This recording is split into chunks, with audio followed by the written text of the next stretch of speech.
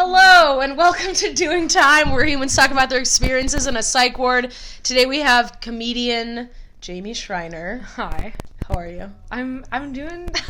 we actually talked before this, so it's always awkward when I'm just like, hey, how are you? And then we've talked for like an hour about our darkest secrets. Yes. Anyways, so today I was going to have you on and just kind of talk about like your mental health struggles, and then I know you had like some people in your family and stuff like that to talk about. Yeah. And then just how that affects you. And usually my first question, like, to everyone is how much time have you done? But, like, for you, I know you haven't been in a psych ward, so more would just be, like, therapy, that kind of stuff. Yes. So in therapy, I have now done, I think, about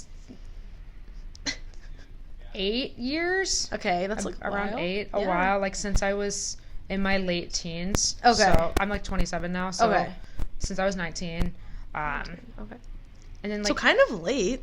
Yeah, pretty late. I mean, I'm, like, I always say, like I'm, Mm-hmm. the Jewish culture, like, everyone's in therapy when they're, like, like, younger. Yeah. So. Well, I think the thing is, like, and I was kind of saying this to Drew a bit before the podcast, in my family, I am the middle child of my family, and I had, like, you know, like, younger brother, 12 years younger than me, comes on the scene, and, like, everybody's focusing on him, and then, like, my other 2 siblings have some pretty traumatic events happen in their lives that put them either in therapy or in psych wards, and I, you know, am just stressed about like being at the top of my class and, like, you know, like normal childhood anxiety things, like getting into a good college, like those are my stressors. So I'm just like, okay, like I'm good, I'm fine, I don't need to actually manage any of this on a real level because I'm not the one going through some big traumatic event. Oh my God, absolutely. And it's like, it's messed up, but it's like, I feel like I didn't start going to therapy until a traumatic event happened to me. Like, I guess.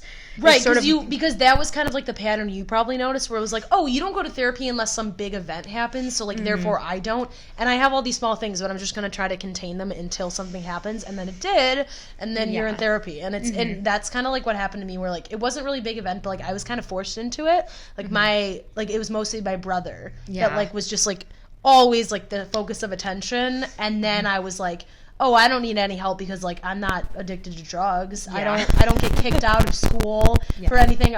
Teachers like me, so I'm like, well, then what's the point? Oh, no, definitely. And it's and then you start to think your thoughts are normal.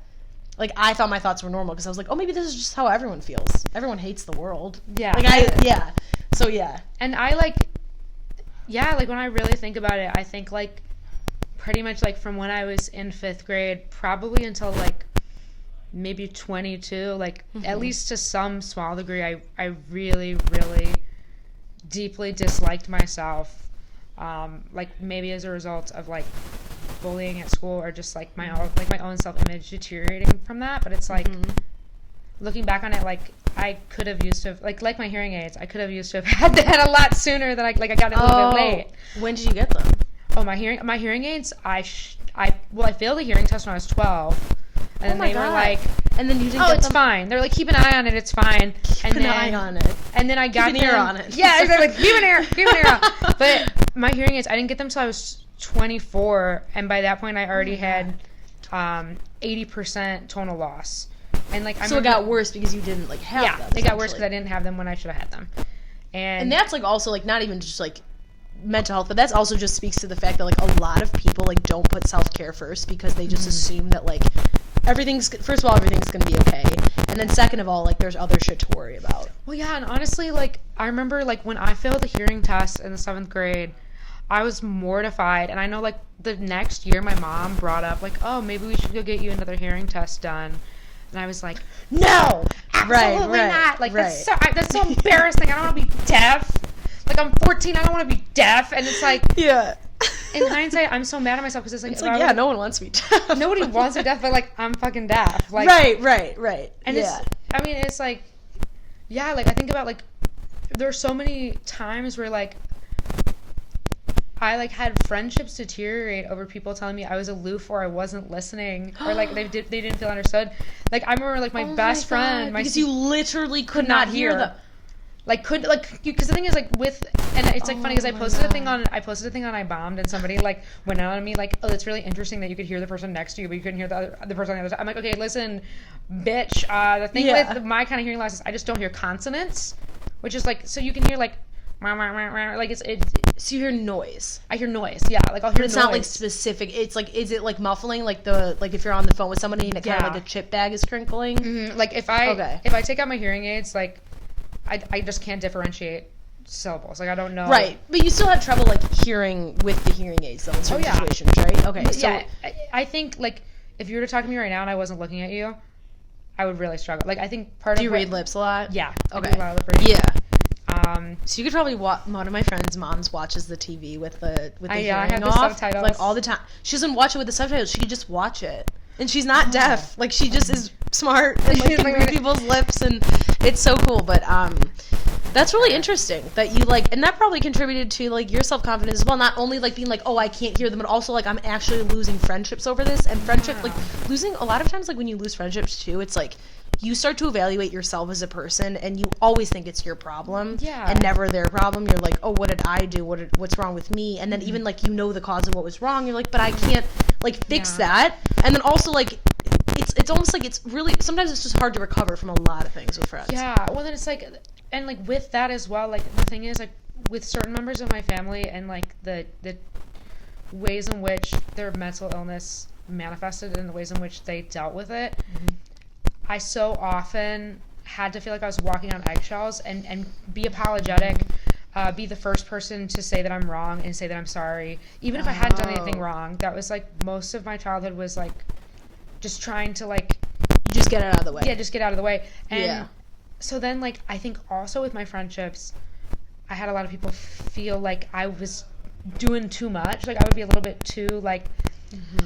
Oh, like when we hang out, like, is that okay? Oh, no, and it would just be like, oh my god. Probably like, to compensate for the fact that, like, you at one point were struggling with that, so it's like, oh, let me just overdo it because this thing, like, was a loss at one point. Yeah, and so then I think that, like, oh, I know, like, one of my, like, best memories of this is, like, when I first moved to Chicago, there was somebody that I, like, made friends with, and they had, like, I think an improv show, and they kind of were just like, oh, like, you know, free comps if you want to come by. And I saw the thing and I was like, yeah, I'd have a comp, I'll come to the show. And I worked in a bakery at the time, so I was like, oh my gosh, I'll bring them like baked goods, like this would be so nice, like new friend, da-da-da. And I get there and like the person like kind of like passive aggressively ignores me, like doesn't talk to me, and then I end up going up and being like, hey, like thanks for the comp, like I got you these baked goods. And then like they're just like, oh, thanks so much. And then I watched her throw them in the garbage. No. And I'm just like, okay. You're like, bitch, I can see. I can't hear, but I can fucking see. I'm like, I guess I'm gonna fuck myself. Like, oh man.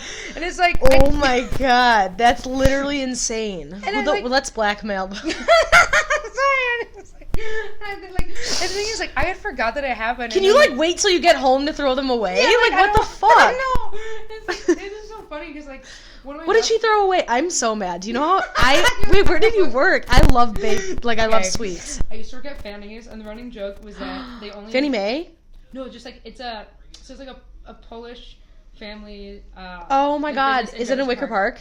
It's no. in Jefferson Park. Okay. There's one in I've been to one in like it's like a yellow sign. It looks like it's like broken down. Yeah, I love that. Okay. No, but it's like Fanny's is in Jefferson Park. Okay. Like really awesome female-owned business, and then her parents worked there as well. Like amazing Polish cottage. And then the running joke was just that like they only hire women with fat asses because behind the coffee bar was always like bumper cars because we all were just like large ass. Oh my god, that's like, so funny. Trying to like trying to like squeeze around, yeah. Yeah, knocking over everything. That's nuts. But yeah, there was like leftover scones, so I was like, oh my gosh, so nice. I'm gonna get friendship points because I'm a Leo and I'm a people pleaser. So I'm like, oh my god, these are gonna go in the garbage, or I can give them as social contraband. And then they literally went in the garbage. Yeah. Anyway. Wow, what a bitch. No, it's probably just like I told like one of my best friends from college that night. Like I was leaving there and I texted her. I was like, "Are you home? Like I'm just really sad. Can I see you?" And I like actually I forgot that had even happened until my best friend from college a few weeks ago. She's like, "Do you remember?"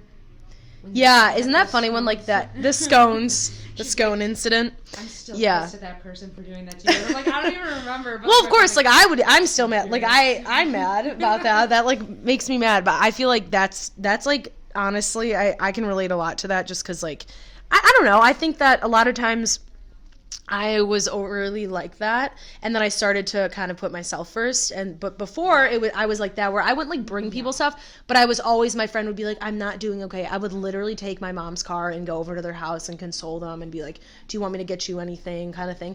And now it's not like I won't go see a friend, but I won't go see a friend unless like, okay, let's FaceTime first, let's talk. And if worst comes to worst, I have to come see you, I will. But like, I'm gonna take care of myself first because I have a life and I have shit to do. Exactly, and it's like, I felt like I started getting on that bus so late because just like I was so used to like, and my parent, like, and the thing is, I love my parents. My parents are the most beautiful, wonderful people, and like we've had our disagreements, but I'm really fortunate that I do have a really positive relationship with my parents. However, my parents, because of the trauma they experienced in their youths, I think go above and beyond to like validate their children and like let their children have like a voice and a vote, and it's almost like works too much against their favor. Yeah, because it's like, the thing is, like, I feel like I'm lucky because I was able to like self-awarely start giving myself boundaries. Whereas with yourself or like with like other with myself, with other people, I think that like to some degree, like if you don't demonstrate with your children boundary making, sometimes they don't always learn how to do it themselves, and I feel like with my siblings, some of them have not learned themselves how to like set boundaries. And I'm lucky that I was like able to be self-aware enough to be like, oh, I'm not drawing a circle and saying no. Like I am doing too much for people who like, not to be rude, but like would not do that for me. Like, and it's like it doesn't. Or just like you don't need to, like it's not necessary. Yeah, sometimes it's just not necessary to do these things because it's not like you're doing things that are normal. You're doing things that are above and beyond what any normal person would do, and you're like, I don't need to do that if they wouldn't even do a little, even less than what I'm doing. And just like it's I don't even feel like friendships necessarily have to be tit for tat. I think it's just like I literally was like, like just doing too much, like, and then it does make I think it does make other people uncomfortable to some degree when you do that much because they're like, oh my gosh, like, do you value yourself at all? Like, you need to be putting more time, like, because if you are spending so much time giving so much of yourself to other people, that you don't have any room to give time back to yourself. Like, you just spread it thin and you don't. Oh yeah, that was me in high school when I would go to like people's houses and stuff. It was a way to just deflect from what I was going through. Like I was super depressed and anxious, and I would just be like, let's go to this person's house and save them, so I don't have to like save myself. And honestly, like I think I definitely in the same way have fallen into like a mommy, auntie, caregiver role. I can see that, yeah. Like my first boyfriend that I was with on again, off again for 5 years, was addicted to cocaine and heroin and like would relapse and blame it on me. And it like, I just like, I think for a really long time I was like, I don't even want to say addicted, but like drawn to and felt like I could do my best and be my best version of myself in these type of relationships because I was taking care of somebody. You had a purpose. Yeah, it gave me a purpose. Right. It's like, actually, it's a lot healthier and feels a lot better and cooler to give yourself your own purpose rather than 100%. having other people. And then like also not giving into this idea that like it's that, and I think also when you set boundaries for yourself and with other people, you kind of realize that you really can't take anything personally. Because you're setting, like, you're establishing the fact that, like, let's say you, like you break up with him. You're like, oh, I'm actually establishing the fact that I'm my own person and I can be my own thing without you, and we have two separate identities. And then, you know, if you say, like, oh, you know, if he blames that on you, you can be like, oh, no, it's actually not my fault. But then once you, like, I don't know, I just feel like if you learn how to separate yourself once you establish a boundary that, like, I have my own identity, I can do my own thing, you have nothing to do with me, I don't need to take your overdose personally or your, like, overusage or whatever personally, because that has nothing, you're the one buying the drugs, you're the one doing those behaviors. 100, you're not shoving it up as, and here's the thing, here's what I always learn too with addiction is, like, even if you're shoving it up their nose, literally, they consented to it. Like, you know what I'm saying? Like, even if you shot the needle in his arm, he's the one that consented to it. And I know that is a really controversial stance on it, but that's what I've had to accept with the things that I've faced with my own family. Is that, like, people blame my parents, like, giving him money and knowing they were going to use on drugs, but just giving him it to make him go away because my brother would beg for money. I'm sure you can relate to that. And my family would finally just give him money, and he would use and sometimes overdose, and it's not my parents' fault. Yeah, because it's like... My brother could have taken that money and gone to a hospital and been like, here, I need help.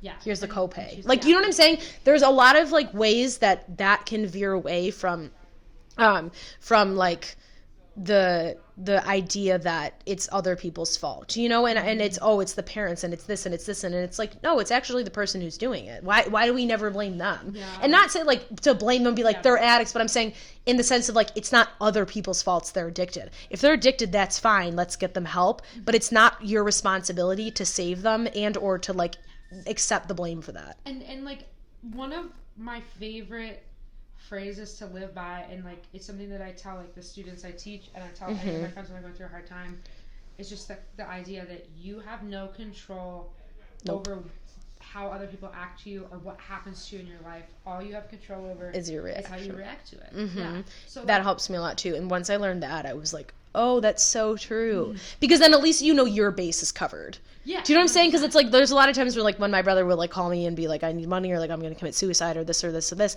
And then again, if he does, I mean, like poo, like knock on wood, like if he does, but like that's still not my fault for not giving him money. Otherwise he's going to kill himself. Like clearly he was already in that state before. Yeah. But my point is like I can only control how I react to it, and just saying like I love you and I can't do anything to help you, but I love you. That is what I want him to know, and that's my base. I did all I can do.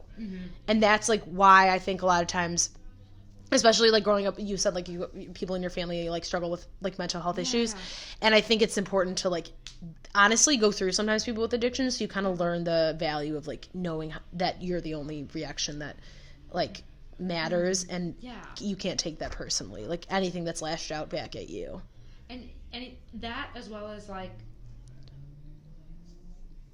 sometimes, like, no matter what you say and no matter how you react, they've already made up their mind of what they're gonna do.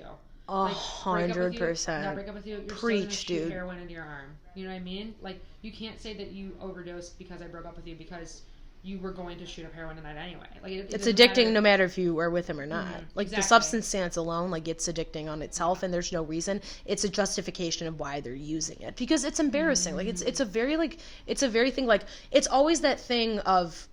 It's so stigmatized in the sense of like, oh, at least while I'm doing coke tonight, but at least I'm not doing heroin. It's always that like that's the worst drug, and it's always that, and so that stigma of I used it is well it's because she broke up with me. Yeah, so you can't just do heroin because you like it and it feels good and it's literally the best feeling in the whole fucking world. I'm sure, like so I've heard. Yeah. So it's like obviously they need a reason to justify it, and unfortunately you fall to blame because you're the closest thing to them.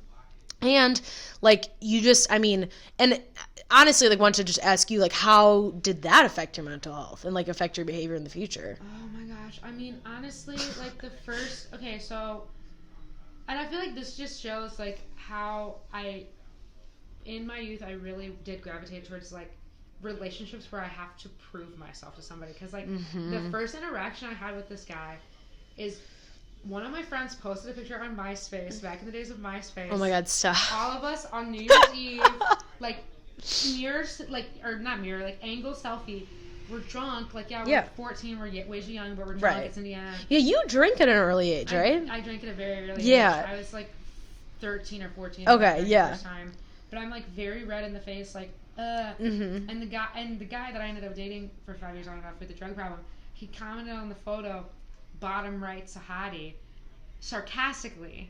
But me, being the sweet, gullible, genuine person I am, I'm like, oh my gosh, this guy thinks like he's hitting on me.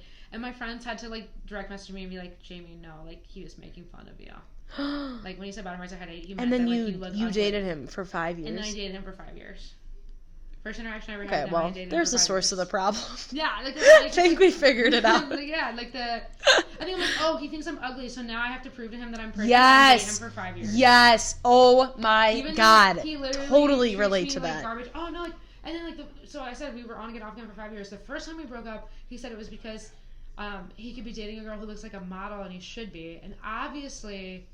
That's about like me being a bigger set girl, and like I was a lot bigger at the time than I am now, but I still know that I'm by no means like conventionally thin, and it's not my body type. I never would be that, and I'm very comfortable and happy in it now. But at the time, like I think it was just like I felt so poorly and insecurely about myself, and was so anxious about fitting in that it's like, oh, this person, like because they have negged me or put me down, like, they're the one I have to convince that I'm beautiful and awesome, even though... 100%. Do you know how many times that I'm not saying that, I'm make it about me, but, like, there's so many times where I've done that, where, like, there's guys in, like, a new, like, training program at work, or, like, a new, like, in, like, at camp that won't really give me the time of day, and I will do everything in my power to try to find out whether they think I'm hot or not. And then also, like, no, I'm not even kidding you. Oh my God. To, like, prove to them that, like, I am. And it's like, what the fuck is wrong with me that, like, it's clearly those people who have issues that are insecure and need to act aloof to try to prove to people, like, I'm better than you, I don't need to look at you. And it's those people who, like, have the fucking issues, and why am I the person that try to prove to them that, like, I'm... Do you know what I'm saying? Or, like, no.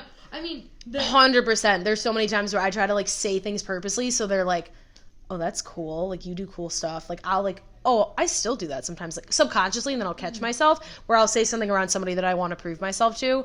And I was actually just talking about this with one of my coworkers. Okay. And I was like, there's still misogynistic tendencies in my brain that I'm like, I actually want this hot guy to look at my ass even though I have a boyfriend. And I'll talk to my boyfriend about it. He's like, yeah, it's honestly because you, like, used to like douches and, like, all this stuff, which I do. Like, that's just who I'm attracted to, and that's because I try to, like, prove it to myself. And now I'm obviously, like, you know my boyfriend, like, super sweet guy, but it's like yeah. You're like babes.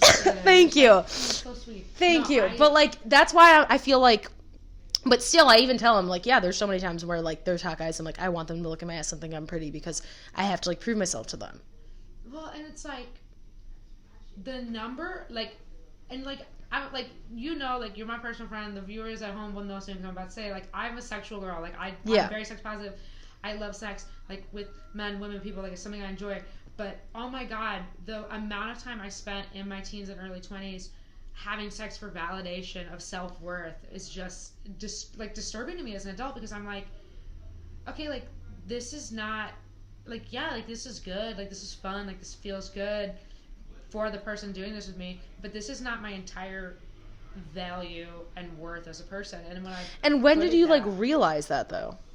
I think I realized that when I met my husband, because I think it helped me realize, like, that there can be a person who sees you, your cares flaws, about you, all your shit, loves you and cares for you, and like, you're not the backup options. I think for the longest time, like, I had that relationship with that guy on again, off again for 5 years, and there's, like, some other, like, little short-term things in between. But then also, like, for a really long time, I was sort of on again, off again with a guy who consistently, I was, like, the girl he would call when he broke up with his girlfriend. Like, I was always the backup option. Yeah. But then now that I'm not available, there's a problem. And so it's just like, I think that, to me, I was like, like, if I can get this person that I'm, like, seeking out to sleep with me, then I'm pretty or cool, or, like, it oh my matter. God, that's, like, always... all I did in college. Like, and I didn't hook up, like, a lot, but I had, like,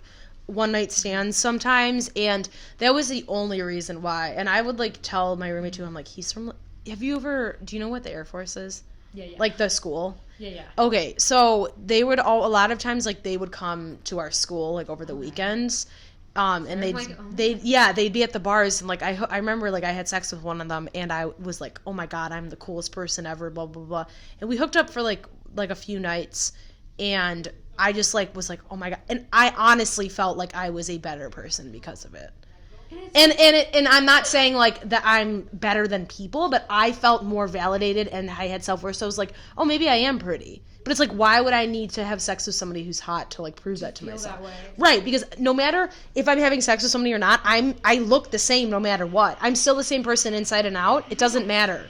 And that's, like, why it's, like, it validates you, but then what? It validates you for 10 seconds? When it's, like, I literally, like, and, like, I'm still kind of embarrassed. I said this, I was talking to Matt and Alexa about this the other day.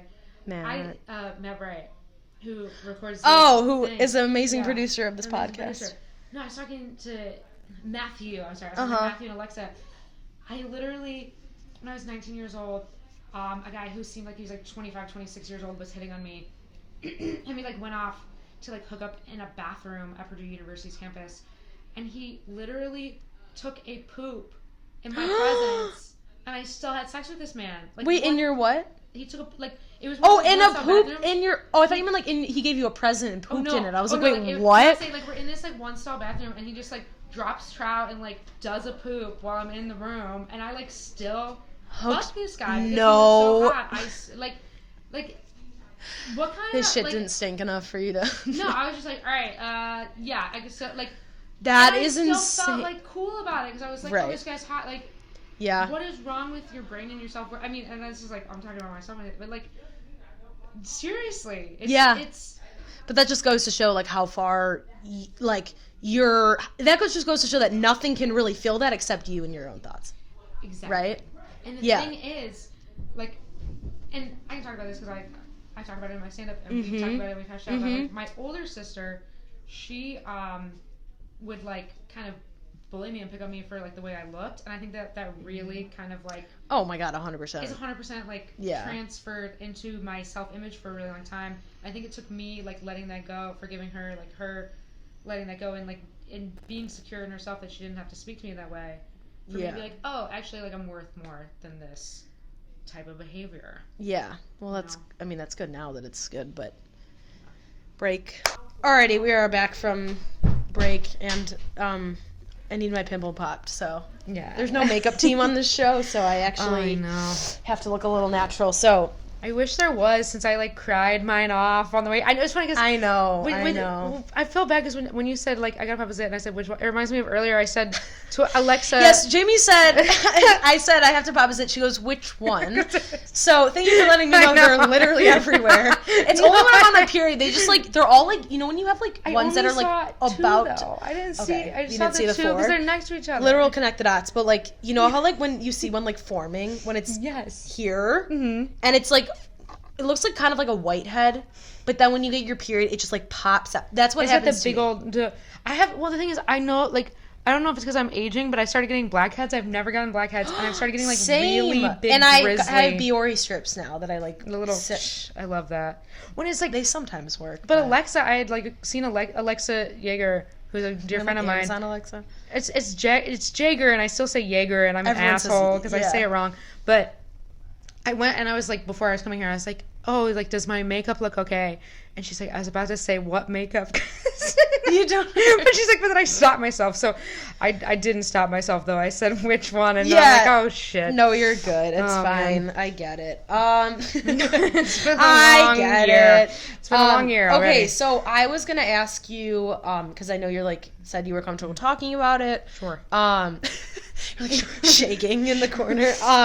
So I was going to ask you about, like, because I know, like, the second half of the podcast, we always talk about, like, specific topics or what's, like, pertinent to you. And obviously this podcast, I really try to get people to open up just a little bit about, it's not really about, like, and just, like, as a declaimer, like, it's not really about the psych ward and the experience. It's more really, like, people who have been in a psych ward obviously have been to a point where it gets that bad. Yeah. And that's, like, why I have them on. And it's not really about, like, it's sometimes it's about, like, the institutionalization of it and how you feel shitty. But I'm not going to sit there and talk about that all day. I kind of want to just get into people's backstories. So I was going to ask you about, like, obviously, like, the event that kind of puts you into therapy. Yes. And then also, like, how that affects you now. Because, like, I didn't know that until, like, 20 minutes ago. Yeah. And so, like, why don't you, like, retell it or, like, whatever.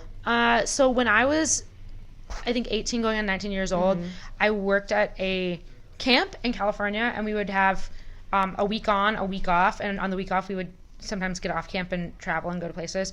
And I happened to go off camp to Las Vegas because my best friend from the camp was leaving from Vegas, and so he like convinced these people to let me go with them on the trip, even though I wasn't really close to them. I was just close to the one guy. Anyway, he leaves, and I'm stuck with these three people I don't really know, and I somehow managed to lose them, and I don't have a room key, so I'm, like, locked out of the room and the hotel, like, at night in Vegas, and I go and appeal to these two men, and I ask them for help to, like, you know, try to, like, use a phone or, like, get a hold of them so I could get back. Or just, like, maybe call, like, the front desk and ask for a room key or something. Yeah, something. And I end up getting, like...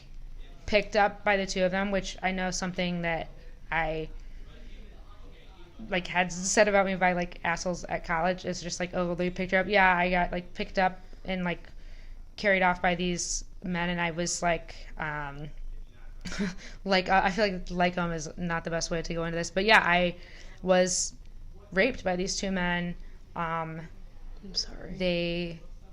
I think the thing that to me like is still the most haunting about it, and I think is like what changed me as a person, is that they took photo and video of this, and like I still don't know like what it looks like, or is it out there? Is it like on the internet?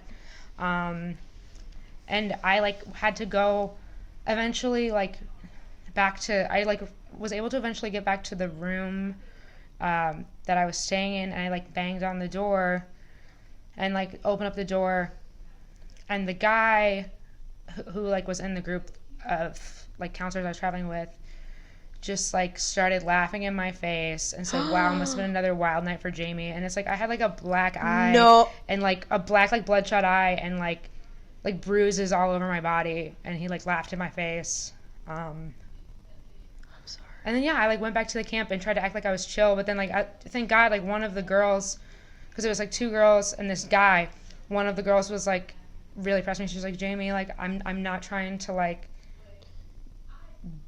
bother you, but like I know you were raped, like you need to report it." And her name is Alexis, and if she's out there and like watching, I know there's not a ton of viewers of this, but like I'm so thankful that she had me report it. But unfortunately, like I felt so ashamed when the guy said like another wild night for Jamie. Like I used a douche in the bathroom of the frickin' CVS in Vegas that night, so there was like no evidence left on my body. Like I did a rape kit, but there was nothing left. And then yeah, like I left camp a week early. The medical professionals like advised that I take a semester off from college, but I refused to do that. So I like went back to college and like got cast in my first main stage, made the sketch group finally, and like all these things happened for me, but I was like not okay to be doing any of it. Like my best friend that semester like went around and started telling people that I was making it up for attention, which is just like, why would somebody even do that? Like I think I'm sorry. Yeah, it's like honestly like that friend turning on me, like I'm not gonna say it's more hurtful than the actual event. Like obviously the actual event is hurtful, but like I'm sorry, having something dude. like that happen to you and then being called a liar. Yeah, so it's like I like a lot of time has passed since it happened, and like I feel like I've grown a lot from it, and I do get like I get emotional talking about the friend, I think, just because it's something I'm passionate about. I'm passionate about like believing women, believing survivors, and it took me a really long time to be okay, but I'm really grateful for therapy for it, and I just like So that's like kind of what sent you into therapy. Yeah. Did you go like when did you go? Like when you were in college, did you go then? When I was in college, I had a like pretty severe mental breakdown during that fall semester, like probably a month in. During the time that you like got cast and everything. Yeah, I got cast and everything was going on, and one of my professors like pulled me aside and was like, you need to go. Like I'm taking you. Like you need to go start doing, because I had like confided in her what had happened. And she's like, you need to start going weekly. Like I think it's really important, especially you have so much on your plate right now. Like you need to start working through this. So yeah. So I just wanted to ask you, like, after that event happened and that guy like laughed at you, was there anybody else there that you talked to about it? I talked to, like, when I got into that sketch group, it's funny because like I was in this sketch group and it was kind of like a random hodgepodge of people that I went to college with, but I wasn't really close with. And I got incredibly close to them over that semester because like they were sort of like my support system through it all, as well as like my best friend from home who was living in Indianapolis at the time. I leaned on her a lot, and I think that is honestly like going to therapy, as well as like writing those sketches and being in that sketch group, like having something to laugh about. And I think that's probably like why I ended up doing what I do, because it's like the sketch group is something that I auditioned on a whim because like my best friend, well, not the one who like stopped being my best friend. Basically I had like two best friends freshman year of college that hated each other, and both of them was like, I don't get why you're friends with them. I don't get why you're friends with them. And then it's like, oh yeah, the other one, so hard. the one that I still talk to and I'm really close with was in the sketch group and was like, you need to try out. I think this would be really good for you right now. Like, get your mind off of things and like put your energy towards something positive. Yeah. And I loved it. Like, it was just like I just threw my heart into the sketches. And then the main stage I was in, it was Cinderella, and I was playing one of the stepsisters. Oh, dope. And the other girl, well, oh God, I have to mention, so like the other girl who was the other stepsister, it was her freshman year and it was my sophomore year. And she's like, to this day, like one of my best friends, like lives in Chicago. I'm literally hanging out with her tomorrow night. Like she was my new friend, and I like confided in her too, because we were there every day at rehearsal, like having to be stepsisters and play off each other. I feel bad that I would forget about that, but yeah, it's like, because they would they would call us to these rehearsals and they would be choreographing like the dancing at the ball, which obviously like the stepsisters are barely in that because we're not dancers, we're just there to be funny. And so we would like just like fuck around in the back, but then we kept getting in trouble because we were like distracting from what they were right. Oh yeah, to for do. sure. I've done that so many. No, I got kicked out of almost kicked out of dance, and then I quit for talking too much. Like I couldn't they're like, Drew, this isn't like, if you want to like do gymnastics and what, because you can talk in gymnastics, because you're like, it's not like there's like dancing going on, you're just kind of like talking to your teammates. And I was on point in like 8th grade, and there was people, and I was like, oh, we're not supposed to chit chat, and they're like, no. Oh my God. Like, you need to focus. I'm like, well, focus is not in my vocabulary, so I'll see myself out. Well, the thing is, like, I used to do dance, and I had to do dance class in college for musical theater, but I stopped doing, like, actual dance classes in a dance studio, because when I was 12, the girls made fun of me because I wore underwear under my leotard, and apparently you're supposed to just wear God, tights. yeah. They're like, oh my gosh, look at your bunchy underwear, you're so disgusting, and I was just like, Mom, I don't want to go to dance anymore. Right. Oh my God, I used to wear, it's so funny, because, like, they always told us for like gymnastics for high school, they're like, you could either wear like just the leotard with no underwear, or you can wear like tan underwear. And like there would be like one person who wore tan underwear, and we're like, what the fuck are you? Like one of my best friends wore it, and I was like, take it off right now, you look insane. I like feel sorry and remorse to anybody who has to wear my leotard for gymnastics, because I would nervous pee before I like did anything, and sometimes it would like start dripping down my leg because I was so nervous for like beam and stuff, and like just it was like so nerve-wracking for the meets. I bet. And it was just nerve-wracking because it was like all these expectations and pressure, and like my freshman year, I was the only freshman that made like the junior varsity team, because there was like a freshman team and then JV and then varsity. So I was like the only freshman that made JV. So I would just like sit there shaking and like start like peeing, and then I'm like, whoever has my leotard, like they should have thrown it out. Because you just kept peeing. Sometimes it would like get on the beam, and I was like, I am so sorry for whoever has to go through it. But my anxiety would, and it wasn't, and I'd go to the bathroom and like nothing would come out. It was nervous pee. Like, it wasn't actual pee. It's like literal just blah. Oh, exactly. So like, yeah, those things are like super embarrassing, and I've like talked about them openly now. But during gymnastics season, I would dare bring up that there's like my pee on the beam that everyone's using. You know what I mean? Like, it's so disgusting. Sorry, I love it. I'm just imagining. No, it's so nasty. Like, and like I would like do bars and stuff, and I remember like I'd come down and like land or like in floor, and I would start pee. Like, I just like couldn't stop myself, and like it wasn't like all the time, because I eventually got used to it, but like the first couple of meets and like certain times when like they'd.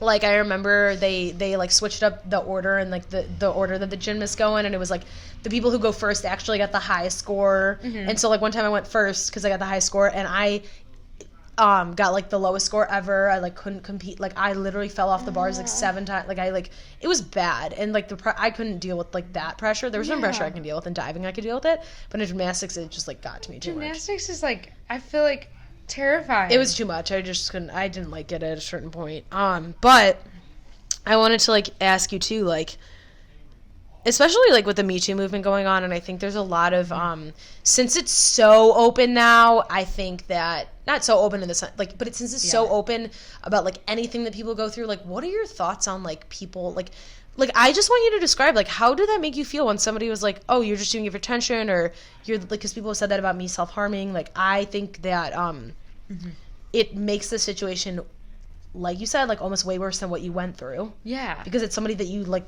know and confide in, and then they like turn their back on you, and it's like, oh, did I not go through that? Like, it's like, I feel like it's its own awful kind of gaslighting in a way, because it's like, here you are, you've lived through this traumatic experience. You literally survived. Like literally, like I had to run away, like, from the situation. Like, I had to, like, wait until I had an opportunity to, like, open the door and run out.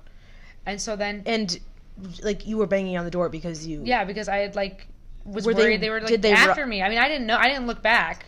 I wasn't... You didn't know if they ran. I didn't know if they like, were how going to did go you? after me. Can I ask, like, how you got away? Like, what happened? Basically, when I had, like, an opportunity where, like, one of them was distracted, I just, like, got up and, like, I grabbed my clothes and I, like, opened the door and I, like, ran down the hallway and I, like, ducked in somewhere and, like, got myself dressed, like, in the lab, like, in the hallway of this hotel, and, like, went down to the lobby and, like, took off running again to, like, where I was supposed to be.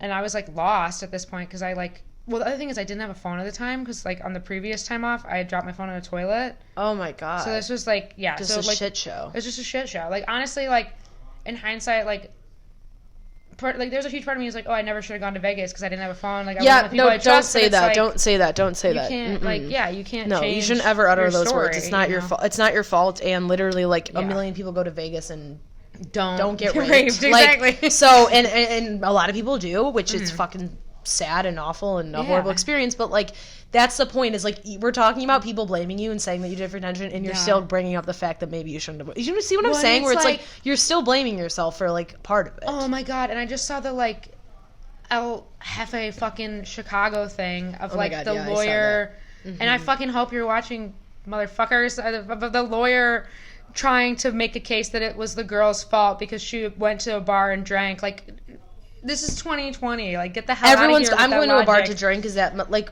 everyone's and I'm drinking? sorry, the staff was, like, less than 100 yards away. Like, you were an accomplice to that at that point.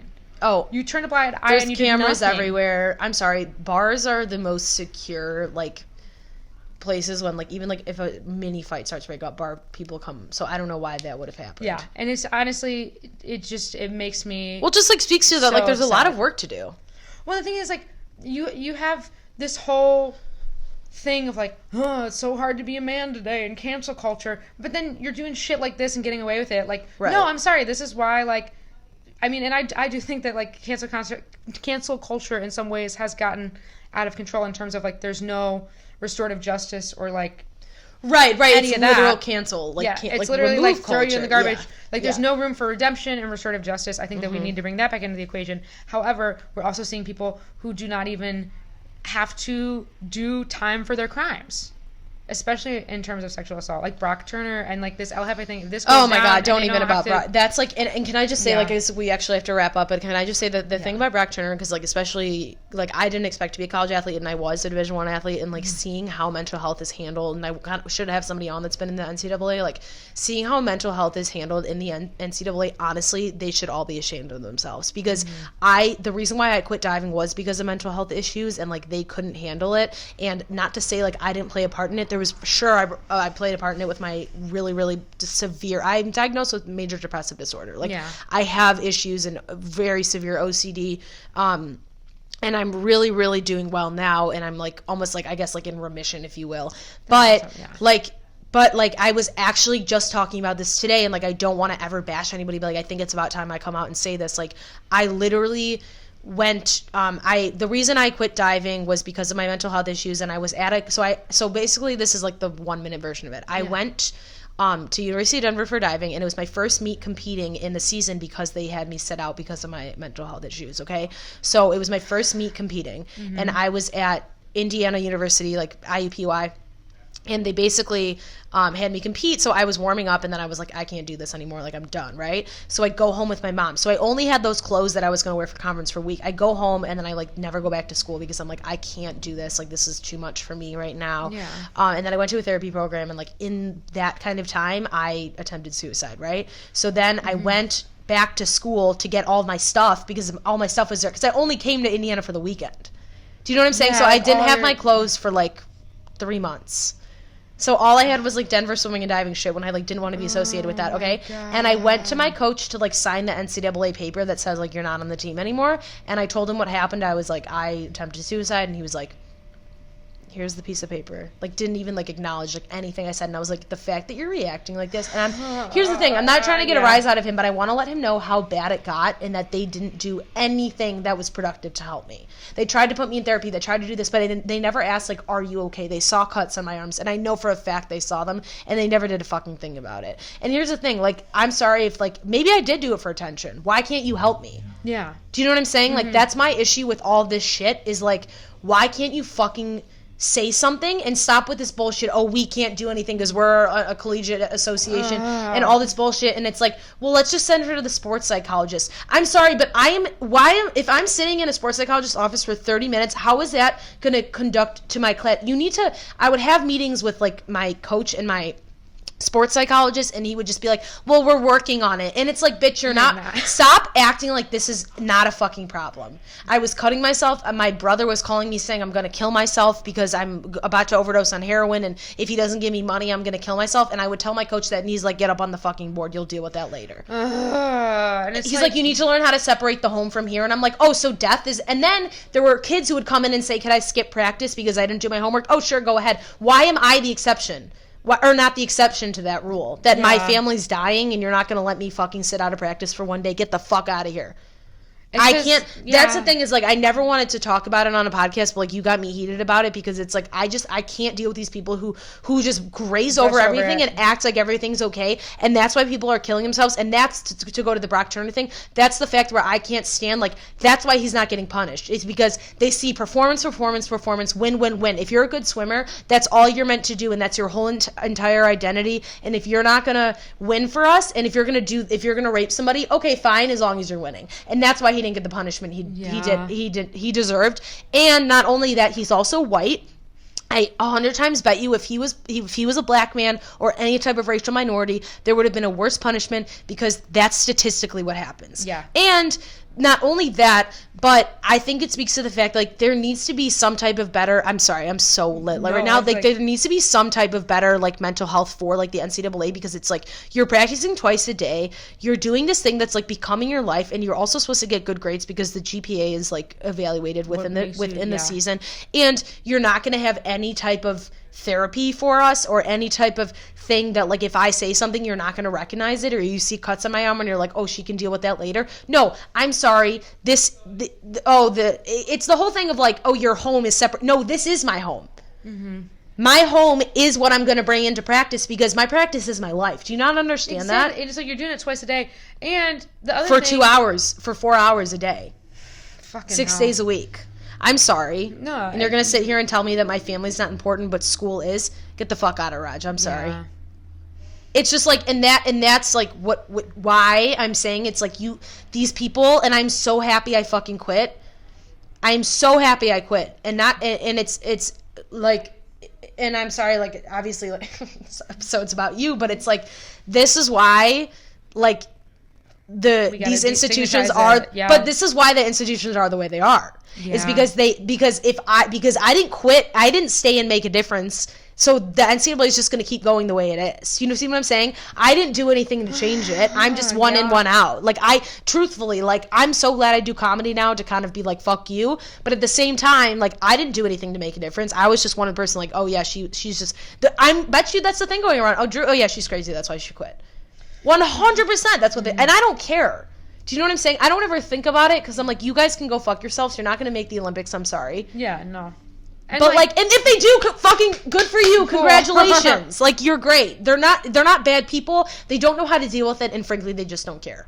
And it's time to fucking care. You know what I mean? It's time to fucking care. That's exactly it. It's time to fucking care, and it's time to care about people who struggle with mental health issues and address it in a way that they can grow and become, you know, like you said. Right. I would have become a better athlete if I actually had the help that I needed. They made me stay. The reason why they didn't have me compete was because they made me do a therapy program, and my therapy program was going over the course of winter break. So I was alone in my dorm room for 6 weeks finishing my therapy program. By the way, my therapy program was 2 days a week for 2 hours. So what was I doing the rest of the time? Sitting in my room doing nothing. And I could have killed myself. Do you know what I'm saying? Yeah, like, they don't understand. They should have been like, no, go home with your family. That's what should make you feel better. Nope.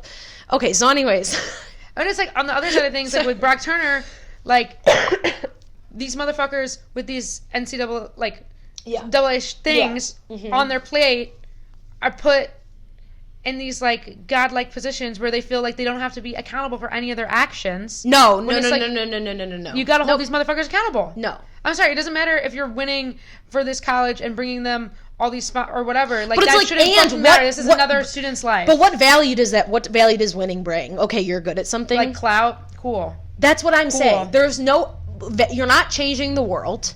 And here's the thing. It's cool to be, I'm not bashing the Olympics, but I'm saying, what is that compared to what he did? That's what I'm saying. Mm-hmm. What is doing that? It's like, but why is that more important? Also, like, I'm sorry, like, if you're talking about numbers and wanting to bring students into your college, like, I'm sorry, everyone is going to associate that university with the Brock Turner case. 100%. And I'm not going to send my daughter there because if she gets fucking raped, they're not going to give a shit. That's what I'm saying. But if they punished him, I think people would have actually gone there. Because then they're like, oh, this like university holds itself up to the standards in the literal book that they say, like, report to, like, the 5-9, what's the thing?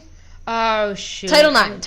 So they would tell us, like, if anything happens, like, go to Title IX, and like literally, like, I didn't get like sexually assaulted or anything, but like if I reported, I don't think anything would have fucking happened either. Yeah. So and the thing is, like, I'm sorry, but by and large, statistically, nothing fucking happens. No, it doesn't. Like, they don't run the fucking rape kits. They don't. No. I mean. Honestly, no. There is a story about our coach who, like, retired, who said something that's very inappropriate to somebody, and coaches were sitting right there witnessing it, and they didn't do anything. And it's one of those things where, like, if you are producing a winner, nothing else matters, and that's it.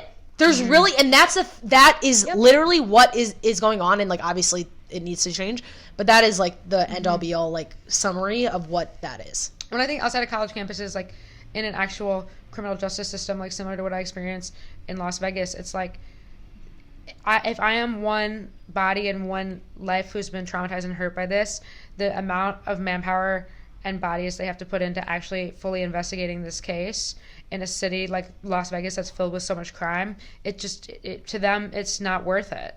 It's like, literally, you're just another file. There's not enough that we run the rape kit. We can't find a match. Case closed. Like, we can't, you know what I mean? Like, they don't have enough. It's not SVU Law and Order where, like, they literally figure it out. Oh yeah, they don't. No, I feel like when also a city like Las Vegas, they probably have so many rape kits to run that if they can't immediately match this DNA to, like, they're just. And even, like, I even wonder, like, do they even run it? Like, to this day, I'm not convinced they even run a fucking kit. Right. You know? It's like a more reassurance thing where it's like, yep, we're going to run it. And it's like, okay. And it's like, I know it's like so, and it's sad to say out loud, but it's like, I feel like I've become so disillusioned to, like, a man getting too close to me or, like, touching me inappropriately. I'm like, well, at least I'm not being violently, like, and that's awful that that's how I look at things. But you look at that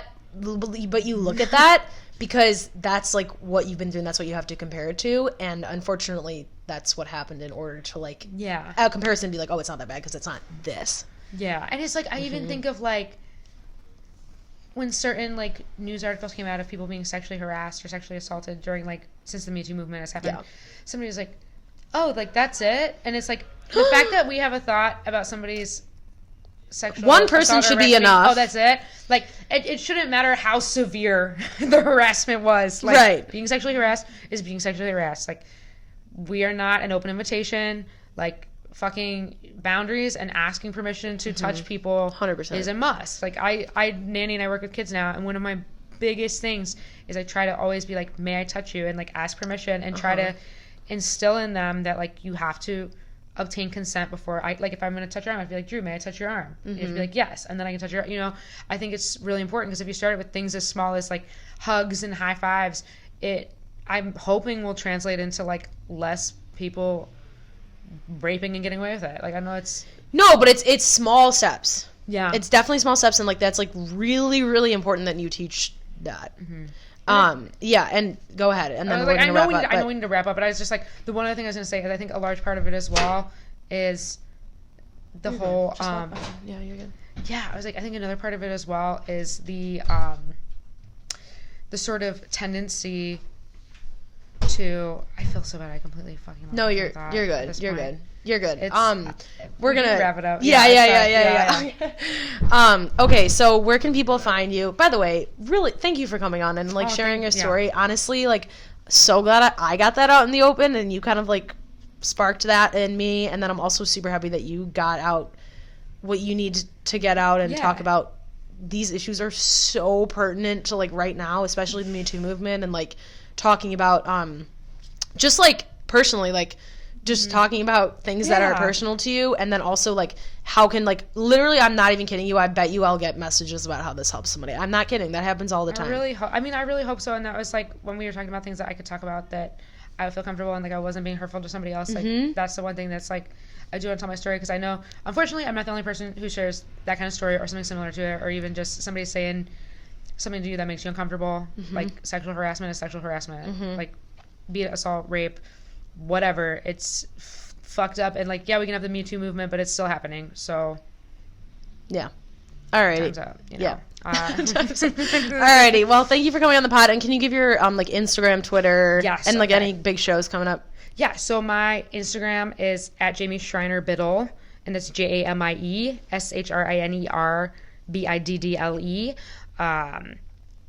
Should be able to be found the same on Twitter as well. Okay. And my big show I have coming up is I run a show here at the Laugh Factory called Naughty Thoughts, the next one's going to be January 25th at 11:30 p.m. Wait, January 25th? Yeah. Okay. January 25th. Yeah. Awesome. Hell yeah. Okay, well, thank you so much. Thank you for having me. Thank you for watching Doing Time. Yeah.